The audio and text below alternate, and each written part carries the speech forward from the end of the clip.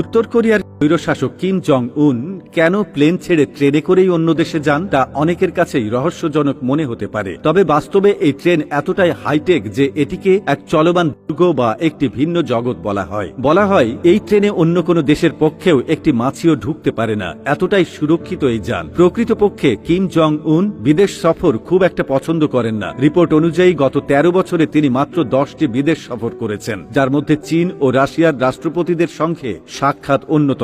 এই সফরগুলো তিনি তায়াং নামে পরিচিত একটি বিশেষ ট্রেনে করেই সম্পন্ন করেছেন। যখন এই ট্রেন চলে তখন এর সামনে আরেকটি ট্রেন থাকে, যা আগে থেকেই দেখে নেয় যে রেলপথে কোনো বিপদ বা বিস্ফোরক বস্তু আছে কিনা। যদি কিছু থাকে তাহলে সেই পথ প্রথম ট্রেনই সামলে নেবে। কিম জং উনের ট্রেনে বিশেষ কমান্ডোরা থাকেন, যারা প্রতিটি ছোট ছোট গতিবিধির উপর নজর রাখেন। এর পেছনেও আরেকটি ট্রেন থাকে, যাতে সশস্ত্র সৈন্যরা অবস্থান করেন। এই ট্রেনে কিম জং উনের সবচেয়ে বিশ্বস্ত সৈন্যরা থাকেন। সেই সঙ্গে দুই পাশ দিয়ে দুইটি হেলিকপ্টার ট্রেনটিকে আকাশপথে নিরাপত্তা দিয়ে অনুসরণ করে। এই হেলিকপ্টারগুলোতে থাকে মেশিন গান, রকেট লঞ্চার সহ নানা আধুনিক যা একসাথেই শত্রুকে ধ্বংস করতে পারে। তায়াং ট্রেনের ছাদে এমনকি অ্যান্টি ক্রাফট মিসাইলও লাগানো থাকে। এতে অ্যান্টি ট্যাঙ্ক অস্ত্র ও স্নাইপার রাইফেলের বিশাল ভান্ডার রয়েছে। অর্থাৎ প্রয়োজনে এই ট্রেন একটি সেনাবাহিনীর সঙ্গেও লড়াই করতে সক্ষম। যখন কিম জং উন ট্রেনে থাকেন তখন উত্তর কোরিয়ার প্রতিটি বিমানবন্দরে কার্গো বিমান প্রস্তুত থাকে সহ হামলা করার জন্য। এই ট্রেনের জানালাগুলি বুলেটপ্রুফ কাঁচ দিয়ে তৈরি এবং ছাদ ও দেয়াল রেইনফোর্সড স্টিলের তৈরি,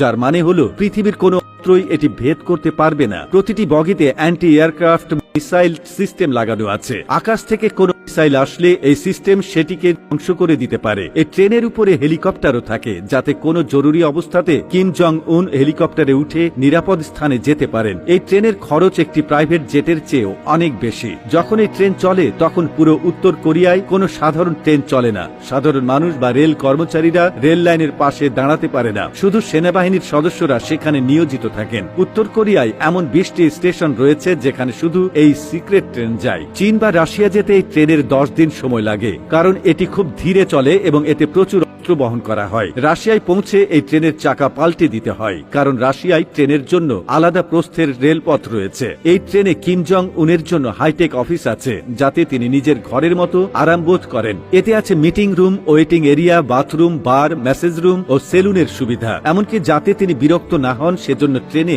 একজন মহিলা কন্ডাক্টর থাকেন, যিনি আসলে গায়িকা ও নৃত্যশিল্পী। কিম জং উনের সেবা ও মনোরঞ্জনের দায়িত্ব যার উপর থাকে। তাহলে প্রশ্ন আসে, কিম জং উন প্রাইভেট জেট ব্যবহার করেন না কেন? এতে তো সময় অনেক কম লাগতো।